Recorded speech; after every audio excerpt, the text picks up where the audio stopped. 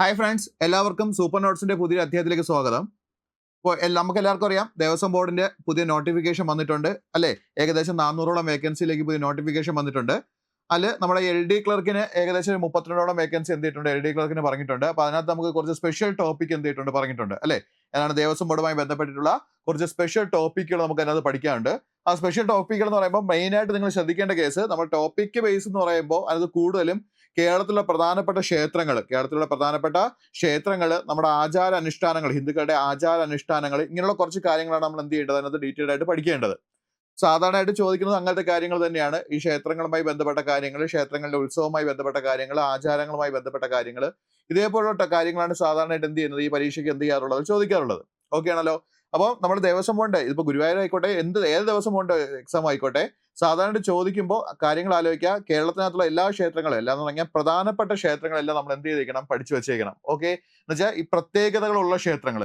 അപ്പൊ ഇന്ന് നമ്മൾ നോക്കാൻ പോകുന്നത് അത് തന്നെയാണ്. ഒരു പ്രത്യേകതയുള്ള ഒരു ക്ഷേത്രത്തെ കുറിച്ചും പഠിക്കുന്നുണ്ട്, അതിന്റെ കൂടെ നമ്മൾ എന്ത് ചെയ്യുക, അല്ലാതെ കുറച്ച് കാര്യങ്ങൾ കൂടെ നമ്മൾ ജസ്റ്റ് ആയിട്ട് എന്ത് ചെയ്യുന്നുണ്ട്, നോക്കുന്നുണ്ട്. അപ്പൊ അതാണ് നമ്മൾ ഇന്ന് പ്രധാനമായിട്ട് എന്ത് ചെയ്യുന്നത്, ഇന്ന് സ്പെഷ്യൽ ടോപ്പിക്കിൽ ഞാൻ ഉദ്ദേശിക്കുന്നത്. ഓക്കെ ആണല്ലോ? അപ്പൊ നമ്മുടെ ദേവസ്വം സ്പെഷ്യൽ ടോപ്പിക്കിന് മുമ്പ് ജസ്റ്റ് ഒരു കാര്യം ഓർത്ത് വെക്കുക. നമുക്ക് എത്ര ദേവസ്വം ബോർഡുകളുണ്ട് അത് ആദ്യം ഓർത്ത് വെക്കണം. കേരളത്തില് എത്ര ദേവസ്വം ബോർഡുകൾ ഉണ്ട് എന്നുള്ള കാര്യം എന്ത് ചെയ്യുക, ആദ്യം പഠിച്ചു വെക്കുക. അല്ല, ഓർക്കേണ്ട പോയിന്റ്, ഫസ്റ്റ് നമുക്കിപ്പോൾ എക്സാം എഴുതാൻ പഠിക്കാം, ഏതാണ് ഗുരുവായൂർ ദേവസ്വം ഉണ്ട് അല്ലെ? ഫസ്റ്റ് ഏതാണ് നമ്മൾ നോക്കേണ്ടത്, ഗുരുവായൂർ ദേവസ്വം വരുന്നുണ്ട്. അപ്പോൾ ഒന്നാമത് നമുക്ക് പഠിക്കേണ്ടത് ഏതാണ്, ഗുരുവായൂർ ദേവസ്വം ഉണ്ട് അല്ലെ? ഫസ്റ്റ് ദേവസ്വം ബോർഡ് ഏതാണ്, ഗുരുവായൂർ ദേവസ്വം ഉണ്ട്. രണ്ടാമതായിട്ട് ഏത് വരുന്നുണ്ട്, ട്രാവൻകൂർ, തിരുവിതാംകൂർ ദേവസ്വം വരുന്നുണ്ട്. രണ്ടാമതായിട്ട് ഏത് വരുന്നുണ്ട്, തിരുവിതാംകൂർ ദേവസ്വം ബോർഡ് വരുന്നുണ്ട്. ട്രാവൻകൂർ ദേവസ്വം ബോർഡ് എന്നാ പറയുന്നത് തന്നെ, നമ്മുടെ ഓർത്ത് വെച്ചോണം. ഗുരുവായൂർ ദേവസ്വം, രണ്ടാമതായിട്ട് ഏത് വരുന്നുണ്ട്, തിരുവിതാംകൂർ ദേവസ്വം എന്നുള്ള ഇതും കൂടെ വരുന്നുണ്ട്. മൂന്നാമതായിട്ട് വരുന്നത് ഏതാണ്, മലബാർ ദേവസ്വം ബോർഡ് വരുന്നുണ്ട്. മൂന്നാമതായിട്ട് ഏത് വരുന്നുണ്ട്, മലബാർ ദേവസ്വം ബോർഡ് വരുന്നുണ്ട്. നാലാമതായിട്ട് വരുന്നത് കൊച്ചിൻ ദേവസ്വം ബോർഡാണ്. നാലാമതായിട്ട് ഏത് വരുന്നുണ്ട്, കൊച്ചിൻ ദേവസ്വം ബോർഡ് വരുന്നുണ്ട്. അഞ്ചാമതായിട്ട് കൂടൽമാണിക്യം ദേവസ്വം വരുന്നുണ്ട്. അഞ്ചാമതായിട്ട് ഏത് വരുന്നുണ്ട്, കൂടൽമാണിക്യം ദേവസ്വം വരുന്നുണ്ട്. ഓക്കെ ആണല്ലോ? അപ്പോൾ ശ്രദ്ധിക്കേണ്ട കേസ്, കേരളത്തിൽ മൊത്തം ദേവസ്വം ബോർഡുകളെ എത്രയായിട്ട് തിരിച്ചിട്ടുണ്ട്, അഞ്ചായിട്ട് തിരിച്ചിട്ടുണ്ട്. ഏതൊക്കെയാണ്, ഫസ്റ്റ് വരുന്നത് ഏതാണ്, ഗുരുവായൂർ ദേവസ്വം. രണ്ടാമത് വരുന്നത് ഏതാണ്, ട്രാവൻകൂർ ദേവസ്വം. മൂന്നാമതായിട്ട് ഏതൊരു മലബാർ ദേവസ്വം വരും. നാലാമതായിട്ട് ഏത് വരുന്നുണ്ട്, കൊച്ചിൻ ദേവസ്വം വരുന്നുണ്ട്. അഞ്ചാമതായിട്ട് ഏത് വരുന്നുണ്ട്, കൂടൽമാണിക്യം ദേവസ്വം വരുന്നുണ്ട്. ഓക്കെ, ഇത് നമ്മൾ ഡീറ്റെയിൽ ആയിട്ട് കുറച്ച് കാര്യങ്ങൾ പഠിക്കാനുണ്ട്. ഇതിന്റെ വർഷങ്ങളെല്ലാം കൂടി ചേർത്ത് നമ്മൾ പഠിക്കാനുണ്ട്. ദേവസ്വം ബോർഡിനെ കുറിച്ച് നമുക്ക് അതിനകത്ത് എന്ത് ചെയ്യാനുണ്ട്, ജസ്റ്റ് പഠിക്കാനുണ്ട്. നമുക്ക് ഇന്ന് ആദ്യം എന്ത് ചെയ്യാം, ഒരു ക്ഷേത്രത്തെ കുറിച്ച് പഠിക്കാം. ഓക്കെ ആണല്ലോ? അപ്പോൾ കേരളത്തിലെ പ്രധാനപ്പെട്ട ക്ഷേത്രങ്ങളെല്ലാം നമുക്ക് പഠിക്കാനുണ്ട്. പക്ഷെ അതിൽ നമുക്ക് ഇന്ന് ആദ്യം നോക്കാൻ പോകുന്ന ഏതാണ്, ഒരു ക്ഷേത്രത്തെ കുറിച്ചാണ്. ക്ഷേത്രം വേറൊന്നുമില്ല, നമ്മുടെ തിരുവാർപ്പ് ക്ഷേത്രം എന്ന് പറയും. ഏത് ക്ഷേത്രം പറയുന്നത്, തിരുവാർപ്പ് ക്ഷേത്രം. ഓക്കെ ആണല്ലോ? അപ്പോൾ ഫസ്റ്റ് നമ്മൾ പഠിക്കാൻ പോകുന്ന ക്ഷേത്രം ഏതാണ്, തിരുവാർപ്പ് ക്ഷേത്രമാണ് നമ്മൾ എന്ത് ചെയ്യുമ്പോൾ ആദ്യം പഠിക്കാൻ പോകുന്നത്. ഓക്കെ, ഈ തിരുവാർപ്പ് ക്ഷേത്രം എന്ന് പറയുന്നത് എവിടെയാണ്, ഒന്ന് ഓർത്ത് നോക്കിയാൽ. തിരുവാർപ്പ് ക്ഷേത്രം എന്ന് പറയുന്നത് എവിടെയാണ്, ഒന്ന് ഓർത്ത് നോക്കുക. എവിടെയാണ് തിരുവാർപ്പ് ക്ഷേത്രം എന്ന് പറയുന്നത്, കറക്റ്റ് ആയിട്ട് ആലോചിച്ച് നോക്കിയാൽ. തിരുവാർപ്പ് ക്ഷേത്രം എന്ന് പറയുന്നത് എവിടെയാണ്, കോട്ടയത്താണ്. തിരുവാർപ്പ് ക്ഷേത്രം എന്ന് പറയുന്നത് എവിടെയാണ്, കോട്ടയത്താണ്. അത് ആദ്യമേ ഓർത്ത് വെക്കുക. തിരുവാർപ്പ് ക്ഷേത്രം എന്ന് പറയുന്നത് ഏതാണ്, കോട്ടയമാണ്. അവിടെ ഓർക്കേണ്ട കേസ്, ഏറ്റവും കൂടുതൽ എന്ത് ചെയ്തിട്ടുണ്ട്, നമ്മൾ ദേവസ്വം ബോർഡ് എക്സാമിന് ചോദിച്ച ഒരു ചോദ്യമാണ്, ഇന്ത്യയിൽ ആദ്യമായി തുറക്കുന്ന ക്ഷേത്രം ചോദിച്ചത്, ഇന്ത്യയിൽ ആദ്യം നട തുറക്കുന്ന ക്ഷേത്രം ചോദിച്ചാൽ അത് ഏതാണ്, അത് തിരുവാർപ്പ് ക്ഷേത്രമാണ്. ഓക്കെ, അപ്പോൾ പ്രസിദ്ധമായ ക്ഷേത്രമാണ് തിരുവാർപ്പ് എന്ന് പറയുന്നത്. ഇത് നമ്മുടെ തിരുവിതാംകൂർ ദേവസ്വം ബോർഡിന്റെ ഭാഗമായിട്ടാണ് ഈ ക്ഷേത്രം വരുന്നത്. അത് ആദ്യമേ ഓർത്ത് വെക്കുക. ഇത് ഏതിന്റെ ഭാഗമായിട്ടാണ് വരുന്നത്, തിരുവിതാംകൂർ ദേവസ്വം ബോർഡിന്റെ ഭാഗമായിട്ടാണ് ഏത് ക്ഷേത്രം വരുന്നത്, തിരുവാർപ്പ് എന്ന ക്ഷേത്രം വരുന്നത്. അവിടെ നിങ്ങൾ ഫസ്റ്റ് ചിന്തിക്കേണ്ട കേസ് എന്ന് പറയുന്നത്, ഈ ക്ഷേത്രമാണ് ഇന്ത്യയിൽ ആദ്യമായിട്ട് നട തുറക്കുന്ന ക്ഷേത്രം എന്ന് പറയുന്നത്. ഇന്ത്യയിൽ ആദ്യമായി നട തുറക്കുന്ന ക്ഷേത്രം എന്ന് പറയുന്നത് ഏതാണ്, തിരുവാർപ്പാണ്. പുലർച്ചെ 2 മണിക്കാണ് നട തുറക്കുന്നത്. പുലർച്ചെ എത്ര മണിക്കാണ് നട തുറക്കുന്നത്, 2 മണിക്കാണ് നട തുറക്കുന്നത്. അതെന്ത് ചെയ്യുക, കറക്റ്റ് ആയിട്ടൊന്ന് ഓർത്ത് വയ്ക്കുക. പുലർച്ചെ 2 മണിക്ക് നട തുറക്കുന്ന ക്ഷേത്രം ചോദിച്ചാൽ അതേതാണ്, അത് തിരുവാർപ്പ് ക്ഷേത്രമാണ്. അതൊന്നും എന്ത് ചെയ്യുക, കറക്റ്റ് ആയിട്ടൊന്ന് ഓർത്ത് വയ്ക്കുക. ഓക്കെ ആണല്ലോ? അപ്പൊ ഫസ്റ്റ് പഠിക്കേണ്ട പോയിന്റ് ഏതാണ്, തിരുവാർപ്പ് ക്ഷേത്രം സ്ഥിതി ചെയ്യുന്ന ജില്ല ചോദിച്ചാൽ ഏതാണ്, അത് കോട്ടയമാണ്. രണ്ടാമതായിട്ട് ഓർത്തിരിക്കേണ്ടത്, പ്രത്യേകത ഓർത്ത് വയ്ക്കുക, ഇന്ത്യയിൽ ആദ്യമായി നട തുറക്കുന്ന ക്ഷേത്രം. ഓക്കെ, ചോദിച്ച ചോദ്യമാണ്. തിരുവിതാംകൂർ ദേവസ്വം ബോർഡ് തന്നെയാണ് ചോദിച്ച ചോദ്യം ഇതായിരുന്നു, ഇന്ത്യയിൽ ആദ്യമായിട്ട് നട തുറക്കുന്ന ക്ഷേത്രം, ഫസ്റ്റ് നട തുറക്കുന്ന ക്ഷേത്രം ചോദിച്ചാൽ അതേതാണ്, അത് തിരുവാർപ്പാണ്. പുലർച്ചെ 2 മണിക്കാണ് നട തുറക്കുന്നത്. പുലർച്ചെ എത്ര മണിക്കാണ് നട തുറക്കുന്നത്, 2 മണിക്കാണ് നട തുറക്കുന്നത്. അപ്പൊ അതൊന്ന് കറക്റ്റ് ആയിട്ട് ഓർത്ത് വെക്കുക.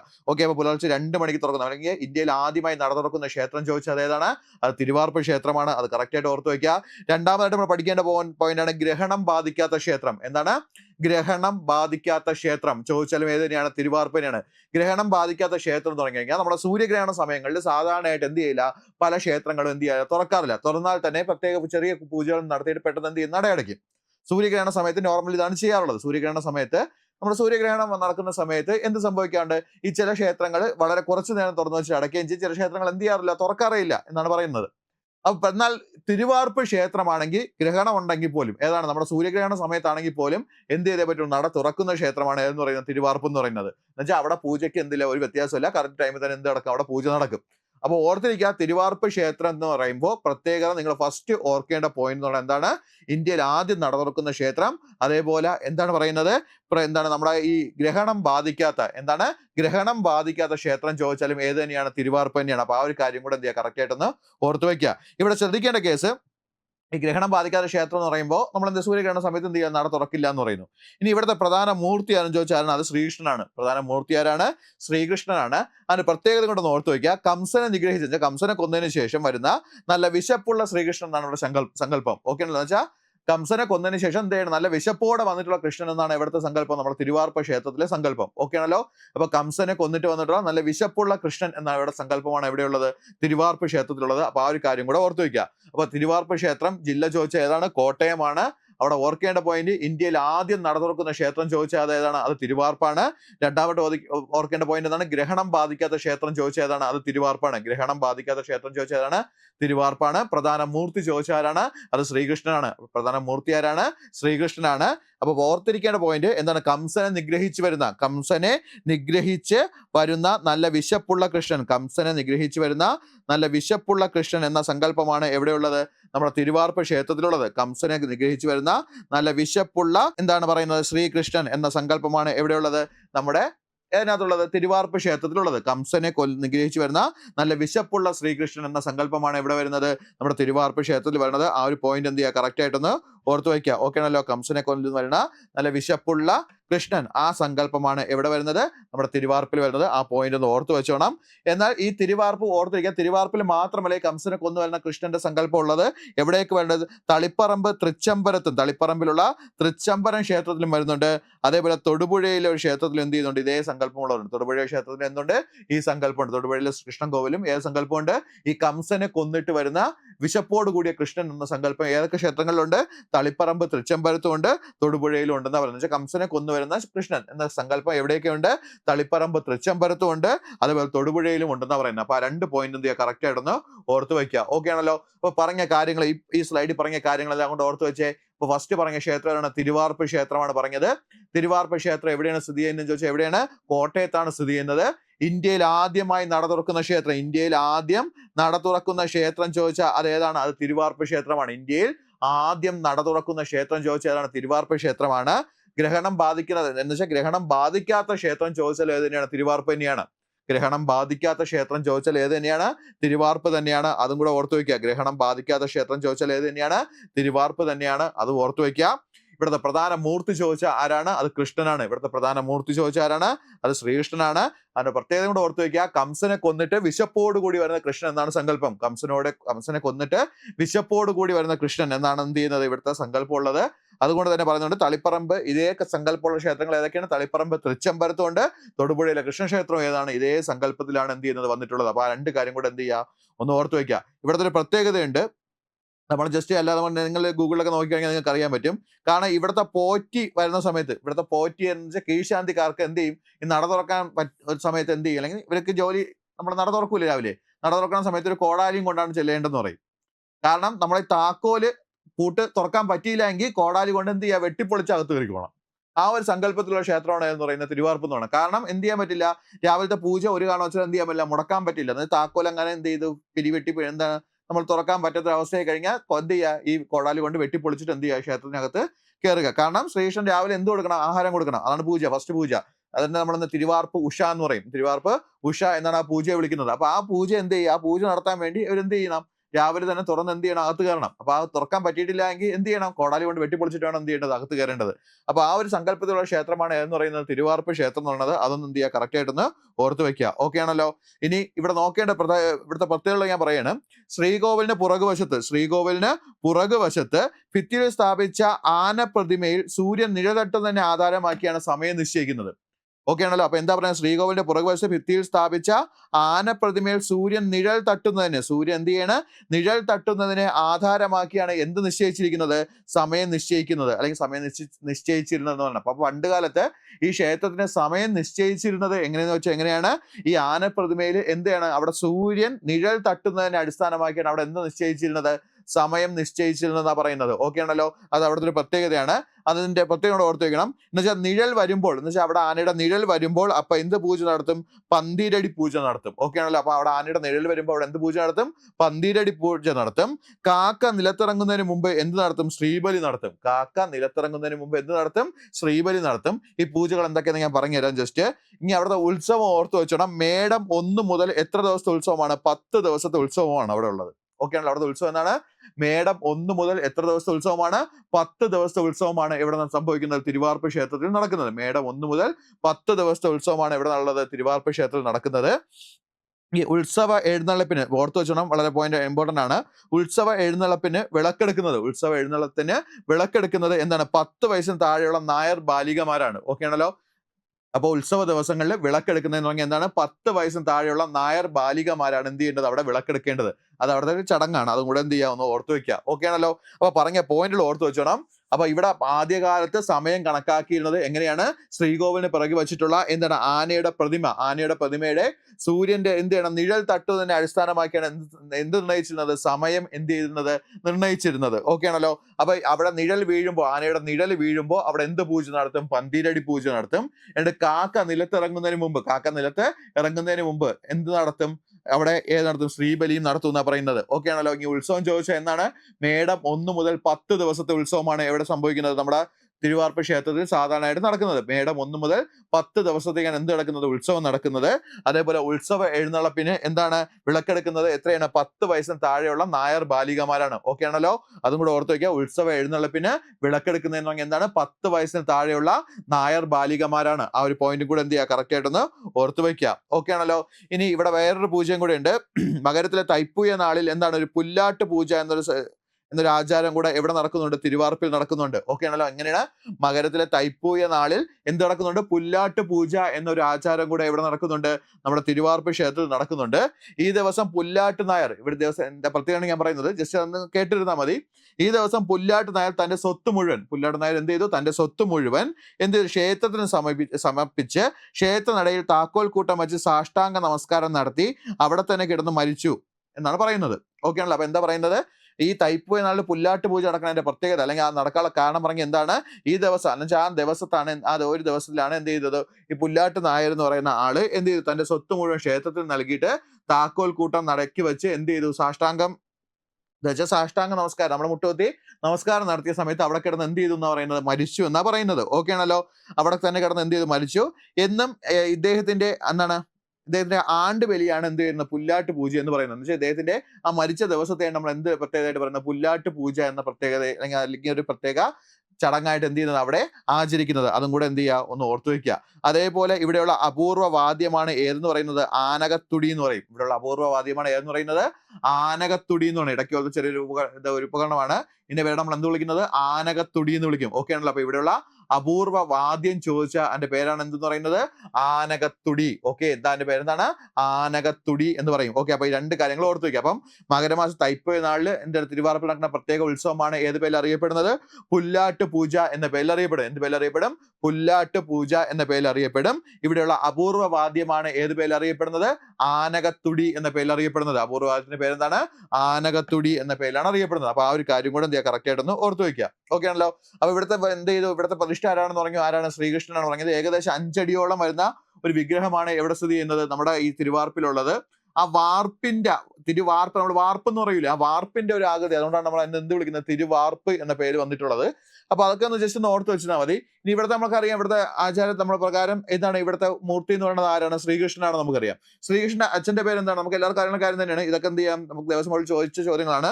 ശ്രീകൃഷ്ണ അച്ഛൻ എന്ന് പറയുന്നത് ആരാണ്, അത് വസുദേവനാണ് അല്ലെ. ശ്രീകൃഷ്ണ അച്ഛൻ എന്ന് പറയുന്നത് ആരാണ്, അത് വസുദേവനാണ്. അമ്മ എന്ന് പറയുന്നത് ആരാണ്, ദേവകിയാണ് അല്ലെ. അമ്മ എന്ന് പറയുന്നത് ആരാണ്, ദേവകിയാണ്. എന്നാൽ കുട്ടിക്കാലത്ത് മൊത്തം ഈ കൃഷ്ണനെ വളർത്തിയിരുന്നത് ആരാണ്, നന്ദഗോപറാണ് അല്ലെ. വളർത്തച്ഛൻ എന്ന് പറയുന്നത് ആരാണ്, നന്ദഗോപറും. വളർത്തമ്മ എന്ന് പറയുന്നത് ആരാണ്? യശോദയുമാണ്. വളർത്തമ്മ എന്ന് പറയുന്നത് ആരാണ്? യശോദയുമാണ്. അപ്പൊ ആ 4 കാര്യങ്ങൾ ഓർത്തു വയ്ക്കുക. അച്ഛൻ എന്ന് പറയുന്നത് ആരാണ്? വസുദേവനും. അമ്മ എന്ന് പറയുന്നത് ആരാണ്? ദേവകിയുമാണ്. അതേപോലെ വളർത്തച്ഛൻ എന്ന് പറയുന്നത് ആരാണ്? നന്ദഗോപറാണ്. അതേപോലെ വളർത്തമ്മ എന്ന് പറയുന്നത് ആരാണ്? ആരാണ്? യശോദയാണ്. ആ ഒരു 4 കാര്യം കൂടെ എന്ത് ചെയ്യുക? ഓർത്തു വയ്ക്കുക. അതേപോലെ ജനിച്ച സ്ഥലം ചോദിച്ചാൽ എവിടെയാണ്? മധുരയാണ്. ശ്രീകൃഷ്ണൻ ജനിച്ച സ്ഥലം ചോദിച്ചാൽ എവിടെയാണ്? അത് മധുരയാണ്. ആ കാര്യങ്ങളും കൂടെ എന്ത് ചെയ്യുക? ഒന്ന് കറക്റ്റ് ആയിട്ടൊന്ന് ഓർത്തു വയ്ക്കുക. ഓക്കെ ആണല്ലോ. ഈ ശ്രീകൃഷ്ണൻ എന്ന് പറയുന്നത് ആരാണ്? മഹാവിഷ്ണുവിന്റെ എത്രാമത്തെ അവതാരമാണ്? 9ാമത്തെ അവതാരമാണ് അല്ലെ? ശ്രീകൃഷ്ണൻ എന്ന് പറയുന്ന മഹാവിഷ്ണു എന്താണ്? 9ാമത്തെ അവതാരമാണ്. അതൊന്നും എന്ത് ചെയ്യുക? കറക്റ്റ് ആയിട്ട് ഓർത്തു വയ്ക്കുക. മഹാവിഷ്ണു എന്ന് പറയുന്നത് ശ്രീകൃഷ്ണന്റെ എത്രാമത്തെ അവതാരമാണ്? 9ാമത്തെ അവതാരമാണ്. ജനിച്ച യുഗം എന്ന് പറയുന്നത്, ശ്രീകൃഷ്ണൻ ജനിച്ച യുഗം എന്ന് പറയുന്നത് ഏതാണ്? ദ്വാപര യുഗമാണ്. ശ്രീകൃഷ്ണൻ ജനിച്ച യുഗം എന്ന് പറയുന്നത് ഏതാണ്? ദ്വാപര യുഗമാണ്. അതും കൂടെ ഒന്ന് ഓർത്തു വയ്ക്കുക.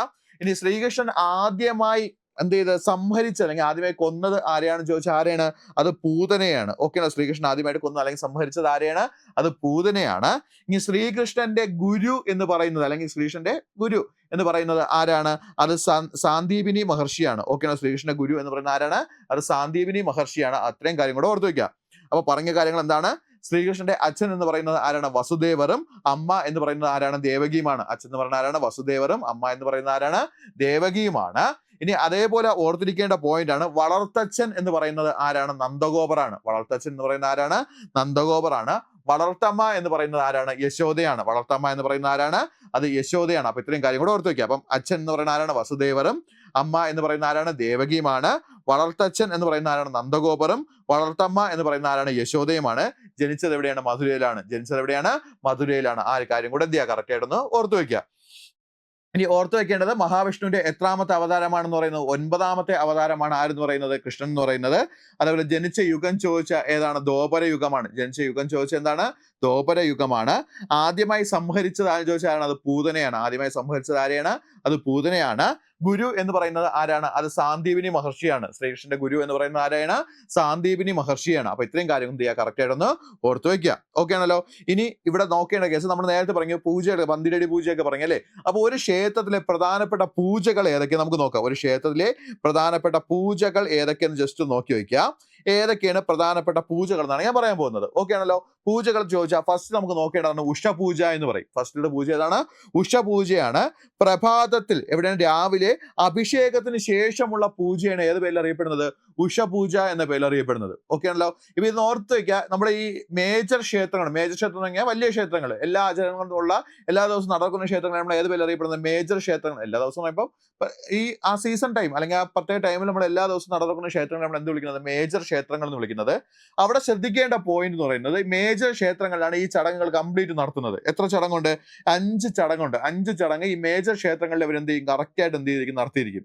എന്നാൽ ബാക്കിയുള്ള മൈനർ ക്ഷേത്രങ്ങളൊക്കെ ഉണ്ട്. ഈ ചില എന്താണ് നമുക്കറിയാം, നമ്മുടെ വീടിന്റെ അടുത്തുള്ള ചില ക്ഷേത്രങ്ങൾ എന്താണ് ആഴ്ചയിൽ ഒരു ദിവസമേ തുറക്കുകയുള്ളൂ അല്ലെ? ആൾ വരാത്തതുകൊണ്ടോ അല്ലെങ്കിൽ നമ്മൾ എന്താണ് ഈ ഒരു ചെറിയ ക്ഷേത്രമായിരിക്കും, കുറച്ച് ആളുകൾ മാത്രമുള്ള ഒരു കുഞ്ഞു നാട്ടില് ചെറിയ ക്ഷേത്രമായിരിക്കും, അല്ലെങ്കിൽ ആ ദേവിയുടെ ഒരു സാമീപ്യമുള്ള ക്ഷേത്രമായിരിക്കും. അപ്പൊ ദേവിയുടെ സാമീപ്യം, ഇപ്പൊ ഭദ്രകാളിയുടെ സാമീപ്യമുള്ള ക്ഷേത്രങ്ങളാണെങ്കിൽ സാധാരണ തുറക്കുന്ന ഏതൊക്കെ ദിവസങ്ങളിലാണ്? ചൊവ്വ, വെള്ളി, ഞായർ ദിവസങ്ങളിലാണ് തുറക്കുന്നത് അല്ലേ? ഇനി അയ്യപ്പന്റെ മാത്രം ചില ക്ഷേത്രങ്ങളിലാണെങ്കിൽ ചില ക്ഷേത്രങ്ങൾ തുറക്കുന്ന ഏത് ദിവസങ്ങളിലായിരിക്കും? ശനിയാഴ്ചകളിൽ മാത്രമേ തുറക്കാറുള്ളൂ. അപ്പൊ ഇങ്ങനെയുള്ള ക്ഷേത്രങ്ങളുണ്ട്. അപ്പൊ ഇതൊക്കെ എന്ന് പറഞ്ഞാൽ മൈനർ ക്ഷേത്രങ്ങളാണ്. ദേവസ്വത്തിന്റെ കീഴിൽ വരുമ്പോൾ ഇങ്ങനത്തെ ക്ഷേത്രങ്ങൾ നമ്മൾ എന്ത് വിളിക്കും? മൈനർ ക്ഷേത്രങ്ങൾ എന്ന് വിളിക്കും. അല്ലാതെ ദിവസം തുറക്കുന്ന മൈനർ ക്ഷേത്രങ്ങളുണ്ട്. എന്ന് വെച്ചാൽ ആളുകളുടെ എന്ന് വെച്ചാൽ ആ ക്ഷേത്രത്തിന്റെ ആളുകളുടെ ദർശനത്തിനനുസരിച്ചാണ് മൈനർ മേജറൊക്കെ പിന്നെ എന്ത് ചെയ്യുന്നത്? തരംതിരിക്കുന്നത്. പക്ഷേ മേജർ ക്ഷേത്രങ്ങൾ എന്ന് പറയുമ്പോൾ എന്താണ്? അത്രയും ആളുകൾ വരുന്നുണ്ട്, അതിനനുസരിച്ചുള്ള എന്തുണ്ട്? എന്താ പറയാ, അതിനനുസരിച്ചിട്ടുള്ള എന്താണ് ഉന്നമനമുള്ള ക്ഷേത്രങ്ങളെ നമ്മൾ എന്ത് പേരിൽ അറിയപ്പെടുന്നത്? മേജർ ക്ഷേത്രങ്ങൾ എന്ന് വേണമെങ്കിൽ നമുക്ക് എന്ത് ചെയ്യാം? പറയാം. അപ്പോൾ അവിടെ ശ്രദ്ധിക്കേണ്ട കേസ് ഈ മേജർ ക്ഷേത്രങ്ങളിലാണ് ഇത്രയും പൂജ എന്ത് ചെയ്യുന്നത്? കറക്റ്റ് ആയിട്ട് നടത്തുന്നത്. ഓക്കെ, അല്ലെ പൂജ ഏതൊക്കെയെന്ന് ചോദിച്ചാൽ ഒന്നാമതായിട്ട് വരുന്ന പൂജയുടെ പേരാണ് എന്ന് പറയുന്നത് ഉഷപൂജ എന്ന് പറയും. ഒന്നാമത്തെ പൂജ ഏതാണ്? ഉഷപൂജയാണ്. പ്രഭാതത്തിൽ അഭിഷേകത്തിന് ശേഷമുള്ള പൂജയാണ് ഏത് പേരിൽ അറിയപ്പെടുന്നത്? ഉഷപൂജ എന്ന പേരിൽ അറിയപ്പെടുന്നത്. പ്രഭാതത്തിന് അഭിഷേകത്തിന് ശേഷമുള്ള പൂജയാണ് ഏത് പേരിൽ അറിയപ്പെടുന്നത്? ഉഷപൂജ എന്ന പേരിൽ അറിയപ്പെടുന്നത്. അത് കറക്റ്റ് ആയിട്ട് ഓർത്തു വയ്ക്കാം. പ്രഭാതത്തില് അഭിഷേകത്തിന് ശേഷമുള്ള പൂജയാണ് ഏത് പേരിൽ അറിയപ്പെടുന്നത്? ഉഷപൂജ എന്ന പേരിൽ അറിയപ്പെടുന്നത്. അടുത്ത പൂജ പേരാണ് എതിർത്ത പൂജ എന്ന് പറയും. ഏതാണ്? എതിർത്ത പൂജ എന്നറിയപ്പെടും. സൂര്യൻ ഉദിച്ചു വരുമ്പോൾ നടത്തുന്ന പൂജയാണ് ഏത് പേരിൽ അറിയപ്പെടുന്നത്? എതിർത്ത പൂജ എന്ന പേരിൽ അറിയപ്പെടുന്നത്. സൂര്യൻ ഉദിച്ചു വരുമ്പോൾ നടത്തുന്ന പൂജയാണ് ഏത് പേരിൽ അറിയപ്പെടുന്നത്? എതിർത്ത പൂജ എന്ന പേരിൽ അറിയപ്പെടുന്നത്. അപ്പൊ ആദ്യം പറഞ്ഞതാണ് ഉഷപൂജ പറഞ്ഞു. പ്രഭാതത്തിൽ അഭിഷേകത്തിന് ശേഷമുള്ള പൂജയാണ് ഏത് പേരിൽ അറിയപ്പെടുന്നത്? ഉഷപൂജ എന്ന പേരിൽ അറിയപ്പെടുന്നത്. അതേപോലെ എതിർത്ത പൂജ ചോദിച്ചു കഴിഞ്ഞാൽ ഏതാണ്? സൂര്യൻ ഉദിച്ചു വരുമ്പോൾ നടത്തുന്ന പൂജയാണ് ഏത് പേരിൽ അറിയപ്പെടുന്നത്? എതിർത്ത പൂജ എന്ന പേരിൽ അറിയപ്പെടുന്നത്. അടുത്ത് വരുന്നത് ഏതാണ്? പന്തിരടി പൂജ. അടുത്ത ഏതാണ്? പന്തിരടി പൂജ. അത് ഇങ്ങനെയാണ് പറയുന്നത്, സൂര്യോദയത്തിന് ശേഷം, സൂര്യൻ ഉദിച്ചതിന് ശേഷം നിഴലിന് 10 അടി നീളം വരുമ്പോൾ നടത്തുന്ന പൂജയാണ് ഏതെന്ന് പറയുന്നത്? പന്തിരടി പൂജ എന്ന് പറയുന്നത്. സൂര്യൻ ഉദിച്ചതിന് ശേഷം, സൂര്യോദയത്തിന് ശേഷം നിഴലിന് 10 അടി നീളം വരുമ്പോൾ നടത്തുന്ന പൂജയാണ് ഏതെന്ന് പറയുന്നത്? പന്തിരടി പൂജ എന്ന് പറയുന്നത്. അതിനുശേഷം ഏതൊക്കെ പൂജ വരുന്നുണ്ട്? ഉച്ചപൂജ വരുന്നുണ്ട്, അത്താഴ പൂജ ഉണ്ട്. ഉച്ചയ്ക്കും വൈകിട്ടുള്ള പൂജ, ഉച്ചപൂജ വരുന്നുണ്ട്, അത്താഴ പൂജ വരുന്നുണ്ട്. ഇത് ഒരു നോർമൽ ക്ഷേത്രങ്ങളിൽ സാധാരണയായിട്ടുള്ള പൂജയാണ് ഏതെന്ന് പറയുന്നത്? ഈ 5 പൂജകൾ എന്ന് പറയുന്നത്. ഏതൊക്കെയാണ്?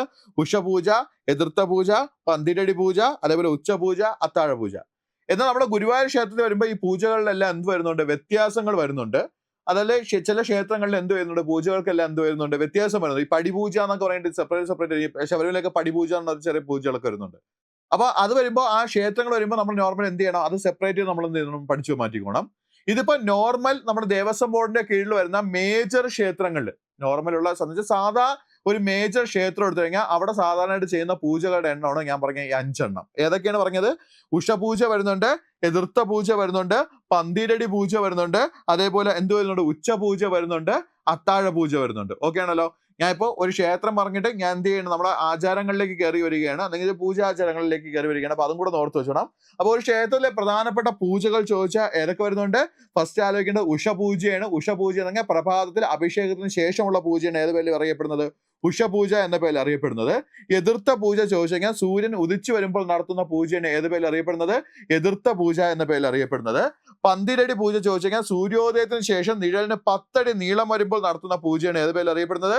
പന്തിരടി പൂജ എന്ന പേരിൽ അറിയപ്പെടുന്നത്. സൂര്യോദയത്തിന് ശേഷം എന്ത് ചെയ്യണം? നിഴലിന് 10 അടി നീളം വരുമ്പോൾ നടത്തുന്ന പൂജയാണ് ഏത് പേരിൽ അറിയപ്പെടുന്നത്?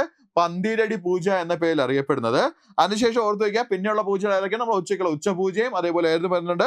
അത്താഴ പൂജയുണ്ട്. ഓക്കെ ആണല്ലോ. അപ്പൊ ഒരു മേജർ ക്ഷേത്രം വന്നു കഴിഞ്ഞാൽ, അപ്പൊ ദേവസ്വം ബോർഡിന്റെ മേജർ ക്ഷേത്രങ്ങളിലെല്ലാം നടത്തുന്ന പൂജ ചോദിച്ചാൽ ഏതാണ്? ഈ 5 എണ്ണമാണ്. നോർമൽ ഉള്ള കാര്യം നടത്തുന്ന പൂജകൾ ചോദിച്ചാൽ ഈ 5 എണ്ണമാണ്. പ്രത്യേക ദിവസങ്ങളിൽ വേറെ പ്രത്യേക പൂജകൾ കാണും. അപ്പോഴെന്ത് ചെയ്യരുത്? ഇതുമായിട്ട് എന്ത് ചെയ്യരുത്? കമ്പയർ ചെയ്യരുത്. ഓക്കെ ആണല്ലോ. അടുത്ത് വരുന്നതാണ് ശ്രീബലി. അടുത്ത നമ്മൾ കേൾക്കുന്ന ഒരു വാക്കാണ് എന്തെന്ന് പറയുന്നത്? ശ്രീബലി എന്ന് പറയും. എന്താണ് ശ്രീബലി എന്ന് ചോദിച്ചു കഴിഞ്ഞാൽ എന്താണ്? ഓരോ പൂജയ്ക്ക് ശേഷവും എന്താ പറയുന്നത്? ഓരോ പൂജയ്ക്ക് ശേഷവും എന്ത് ചെയ്യുന്നുണ്ട്? ക്ഷേത്രത്തിന് ചുറ്റും, ഓരോ പൂജയ്ക്ക് ശേഷവും ക്ഷേത്രത്തിന് ചുറ്റും എഴുന്നള്ളിച്ച് വലിയ ബലിക്കല്ലിന് സമീപം, എഴുന്നള്ളിച്ച് എന്താണ്? വലിയ ബലിക്കല്ലിന് സമീപം ബലിവട്ടത്തിൽ പ്രതിഷ്ഠിച്ചിട്ടുള്ള ദേവന്മാരെ ഉദ്ദേശിച്ച് ബലി തൂകുന്ന കർമ്മത്തിനെ വിളിക്കുന്ന പേരാണ് എന്ന് പറയുന്നത് ശ്രീബലി എന്ന് പറയുന്നത്. അപ്പോൾ ഓരോ പൂജയ്ക്ക് ശേഷവും ക്ഷേത്രത്തിന് ചുറ്റും എഴുന്നള്ളിച്ച് വലിയ ബലിക്കല്ലുണ്ടല്ലോ, അതിന് സമീപമുള്ള ബലിവട്ടത്തിൽ പ്രതിഷ്ഠിച്ചിട്ടുള്ള ദേവന്മാരെ ഉദ്ദേശിച്ച് ബലി തൂകുന്ന കർമ്മത്തിനെ വിളിക്കുന്ന പേരാണ് ഏത് ബലി അറിയപ്പെടുന്നത്? ശ്രീബലി എന്നറിയപ്പെടും. ചില നാടുകളിൽ ശ്രീവേലി എന്നും അറിയപ്പെടും. ഓക്കെ ആണല്ലോ. അപ്പോൾ എന്താണ് ശ്രീബലി എന്ന് ചോദിച്ചു കഴിഞ്ഞാൽ ഒന്ന് ഓർത്ത് വെക്കണം. ഓരോ പൂജയ്ക്ക് ശേഷവും ക്ഷേത്രത്തിന് ചുറ്റും എഴുന്നള്ളിച്ച് വലിയ ബലിക്കല്ലിന് സമീപം ബലിവട്ടത്തിൽ പ്രതിഷ്ഠിച്ചിട്ടുള്ള ദേവന്മാരെ ഉദ്ദേശിച്ച് ബലി തൂകുന്ന കർമ്മത്തിനെ വിളിക്കുന്ന പേരാണ് ഏതെന്ന് പറയുന്നത്? ശ്രീബലി അല്ലെങ്കിൽ ശ്രീവേലി എന്ന പേരിൽ അറിയപ്പെടുന്നത്. ഇവിടെ ഏറ്റവും കൂടുതൽ ശ്രദ്ധിക്കേണ്ടത് എന്താണ് ശ്രീബലി എന്ന് ചോദിക്കുന്ന ചോദ്യം എന്താ? തൊട്ടടുത്തുള്ള പോയിന്റ് ആണ്. ശ്രീബലി സമയത്ത് ഉപയോഗിക്കുന്ന വാദ്യം, ശ്രീബലി സമയത്ത് ഉപയോഗിക്കുന്ന വാദ്യം നമ്മളൊന്ന് ഓർത്ത് വെച്ചോണം. വളരെ ഇമ്പോർട്ടന്റ് ആണ്. അതാണ് ഏതെന്ന് പറയുന്നത്? വീക്ക് ചെണ്ട എന്ന് പറയും. ഓക്കെ ആണല്ലോ. അപ്പൊ ശ്രീബലി സമയത്ത് ഉപയോഗിക്കുന്ന പ്രധാനപ്പെട്ട വാദ്യം ചോദിച്ചാൽ അതിന്റെ പേരാണ് ഏതെന്ന് പറയുന്നത്? വീക്ക് ചെണ്ട എന്ന് പറയുന്നത്. അതൊന്ന് കറക്റ്റ് ആയിട്ട് എന്ത് ചെയ്യാന്ന് ഓർത്ത് വെക്കുക. ഇപ്പൊ ശ്രീബലി സമയത്ത് ഉപയോഗിക്കുന്ന പ്രധാനപ്പെട്ട വാദ്യം ചോദിച്ചാൽ ഏതാണ്? അത് വീക്ക് ചെണ്ടയാണ്. അത് കറക്റ്റ് ആയിട്ട് എന്ത് ചെയ്യാന്ന് ക്ലിയർ ചെയ്ത് ഓർത്ത് വെക്കുക. അപ്പൊ ശ്രീബലി ഓരോ പൂജയ്ക്ക് ശേഷവും ക്ഷേത്രം ചുറ്റും എഴുന്നള്ളിച്ച് വലിയ ബലിക്കലിന് സമീപം ബലിവട്ടത്തിൽ പ്രതിഷ്ഠിച്ചിട്ടുള്ള ദേവന്മാരെ ഉദ്ദേശിച്ച് ബലി തൂകുന്ന കർമ്മത്തിനെ വിളിക്കുന്ന പേരാണ് ഏതെന്ന് പറയുന്നത്? ശ്രീബലി എന്ന പേരിൽ അറിയപ്പെടുന്നത്. ഈ ശ്രീബലിയെ മറ്റൊരു പേരിൽ അറിയപ്പെടും. എന്താണ്? ശ്രീവേലി എന്നും നമുക്ക് വിളിക്കാം. ശ്രീബലി സമയത്ത് ഉപയോഗിക്കുന്ന വാദ്യം ചോദിച്ചാൽ ഏതാണ്? അതിന്റെ പേരാണ് വീക്ക് ചെണ്ട എന്ന് വിളിക്കും. ശ്രീബലി സമയത്ത് ഉപയോഗിക്കുന്ന വാദ്യത്തെ വിളിക്കുന്ന പേരാണ് എന്ത്? വീക്ക് ചെണ്ട എന്ന് വിളിക്കും. അതുകൊണ്ട് കറക്റ്റ് ആയിട്ടൊന്ന് ഓർത്തു വെക്കുക. അപ്പൊ അങ്ങനെ കുറച്ച് വാദ്യോപകരണങ്ങളൊക്കെ ഓർത്തു വെക്കണം. ഈ പള്ളി ഉണർത്താൻ ഉപയോഗിക്കുന്ന വാദ്യം ചോദിച്ചാൽ അതേതാണ്? അത് ശംഖാണ്. പള്ളി ഉണർത്താൻ ഉപയോഗിക്കുന്ന വാദ്യം ഏതാണ്? അത് ശംഖാണ്. അതൊന്ന് കറക്റ്റ് ആയിട്ട് ഓർത്തു വെക്കുക. അപ്പൊ പള്ളി ഉണർത്താൻ ഉപയോഗിക്കുന്ന വാദ്യം ചോദിച്ചാൽ ഏതാണ്? അത് ശംഖാണ്. ഇനി ഉത്സവ ബലിക്ക് ഉപയോഗിക്കുന്ന വാദ്യം ചോദിച്ചാൽ അതിനെ വിളിക്കുന്ന പേരാണ് മരപ്പാണി എന്ന് വിളിക്കും. ഓക്കെ ആണല്ലോ. അപ്പൊ ഉത്സവ ബലിക്ക് ഉപയോഗിക്കുന്ന വാദ്യം ചോദിച്ചാൽ ആന വിളിക്കുന്ന പേരാണ് എന്തെന്ന് പറയുന്നത്? മരപ്പാണി എന്ന് പറയുന്നത്. അതൊന്നും കൂടെ ഓർത്ത് വെക്കുക. അപ്പോൾ ഉത്സവ ബലിക്ക് ഉപയോഗിക്കുന്ന വാദ്യം ഏതാണ്? മരപ്പാണിയാണ്. അതും കൂടെ എന്ത് ചെയ്യുക? കറക്റ്റ് ആയിട്ടൊന്ന് ഓർത്ത് വെക്കുക. ഇനി അഭിഷേക സമയത്ത് ഉപയോഗിക്കുന്ന വാദ്യം ചോദിച്ചാൽ ആന വിളിക്കുന്ന പേരാണ് ചേങ്കില എന്ന് വിളിക്കും. അപ്പൊ അഭിഷേക സമയത്തൊക്കെ ഉപയോഗിക്കുന്ന വാദ്യം ഏതാണ്? അത് ചേങ്കിലയാണ്. അപ്പൊ 3 വാദ്യങ്ങളും കൊണ്ട് ഓർത്ത് വെക്കുക. ഓക്കെ. അപ്പൊ ഏതൊക്കെയാണ്? പള്ളി ഉണർത്താൻ ഉപയോഗിക്കുന്ന വാദ്യം ഏതാണ്? ശംഖം. അതേപോലെ ഉത്സവ ബലിക്ക് ഉപയോഗിക്കുന്ന വാദ്യം ചോദിച്ചാൽ മരപ്പാണിയാണ്. അഭിഷേക സമയത്ത് ഉപയോഗിക്കുന്ന വാദ്യം ചോദിച്ചാൽ ഏതാണ്? അത് ചേങ്കിലയാണ്. ഓക്കെ ആണല്ലോ. ഇനി ശ്രീബലി സമയത്ത് ഉപയോഗിക്കുന്ന വാദ്യം ചോദിച്ചാൽ ഏതാണ്? അത് വീക്ക് ചെണ്ടയാണ്. ശ്രീബലി സമയത്ത് ഉപയോഗിക്കുന്ന വാദ്യം ചോദിച്ചാൽ ഏതാണ്? അത് വീക്ക് ചെണ്ടയാണ്. അതും കൂടെ എന്ത് ചെയ്യുക? കറക്റ്റ് ആയിട്ടൊന്ന് ഓർത്ത് വയ്ക്കുക. ഓക്കെ ആണല്ലോ. ഇനി അടുത്ത് നോക്കേണ്ട പോയിന്റ്, ഓക്കെ ആണല്ലോ. ഇനി ഈ ക്ഷേത്രങ്ങളിലൊക്കെ ഉണ്ട് ഈ അഷ്ടദിക് പാലകർ എന്നുള്ളതുണ്ട്. എന്താണ്? അഷ്ടദിക്ക് പാലകർ. നമുക്ക് മൊത്തം 4 ദിക്ക്. അഷ്ടദിക്ക് നമ്മളെന്ന് പറയുന്ന കൺസെപ്റ്റ് ഉണ്ട്. അഷ്ടദിക്ക് എന്ന് പറയുമ്പോൾ ഓർത്ത് വയ്ക്കുക. ഫസ്റ്റ് നമ്മൾ ചിന്തിക്കേണ്ട കേസ് എന്ന് പറയുന്നത്, ഈ താഴെ വരുന്ന ഭാഗം നമുക്ക് എന്ത് വിളിക്കാം? തെക്കെന്ന് വിളിക്കാം. മുകളിൽ വരുന്ന ഭാഗത്തിനെയോ വടക്കെന്ന് വിളിക്കാം. ഇവിടെ ആണെങ്കിലോ കിഴക്ക്, ഇതാണെങ്കിലോ പടിഞ്ഞാറ്. ഓക്കെ അല്ലേ? നമ്മൾ ദിക്കെന്ന് പറയുന്നത്. ഇതിന്റെ ഇടയ്ക്ക് വരുന്ന പോർഷൻ ഇത് നമുക്ക് എന്ത് വിളിക്കാം? നോർത്ത് വെസ്റ്റ് എന്ന് വിളിക്കാം. ഇത് നമുക്ക് എന്ത് വിളിക്കാം? നോർത്ത് ഈസ്റ്റ് എന്ന് വിളിക്കാം. ഇതാണെങ്കിലോ സൗത്ത് ഈസ്റ്റ് എന്ന് വിളിക്കാം. ഇതാണെങ്കിൽ നമുക്ക് എന്ത് വിളിക്കാം? സൗത്ത് ഈസ്റ്റ് എന്ന് വിളിക്കാം. അപ്പം ഇടയ്ക്കുള്ള ഭാഗത്ത് നമുക്ക് എന്ത് വിളിക്കാം? ഓരോ പേരിൽ വിളിക്കാം. അപ്പൊ ഇത്രയും ദിക്കുകളും കൂടെ ചേർന്ന് നമ്മൾ എന്ത് വിളിക്കുന്നത്? അഷ്ടദിക്ക് എന്ന് വിളിക്കുന്നത്. 8 ദിക്കുകൾ. ഓക്കെ ആണല്ലോ. ഇനി നമുക്ക് നോക്കിയാൽ ക്ഷേത്രങ്ങളെല്ലാം ഉണ്ട് അഷ്ടദിക് പാലകർ വരും. അല്ലെങ്കിൽ നമുക്ക് എന്താണ് അഷ്ടദിക് പാലകർ എന്നുള്ള കൺസെപ്റ്റ് ഉപയോഗിക്കുന്നുണ്ട് ഹിന്ദു മതത്തിൽ. എന്നുവെച്ചാൽ 8 ദിക്കുകളുടെയും സംരക്ഷണ ചുമതല. അതാണ് നമ്മൾ എന്ത് വിളിക്കുന്നത്? അഷ്ടദിക് പാലകർ എന്ന് വിളിക്കുന്നത്. എന്തോ ആയിക്കോട്ടെ, ഏതോ ആയിക്കോട്ടെ, ഏത് ക്ഷേത്രം ആയിക്കോട്ടെ, അവിടെ എന്താണ് 8 ദിക്കുകളുടെയും എന്താണ് സംരക്ഷണത്തിന് ചുമതല. അതിനെ നമ്മൾ എന്ത് വിളിക്കുന്ന? അഷ്ടദിക് പാലകർ എന്ന് വിളിക്കുന്നത്. ഓക്കെ ആണല്ലോ. അല്ല, ഫസ്റ്റ് നമ്മൾ പഠിക്കേണ്ട പോയിന്റ് ആണ്, കിഴക്കിന്റെ സംരക്ഷകൻ എന്ന് പറയുന്നത് ആരാണ്? അത് ഇന്ദ്രനാണ്. കിഴക്കിന്റെ സംരക്ഷകൻ എന്ന് പറയുന്നത് ആരാണ്?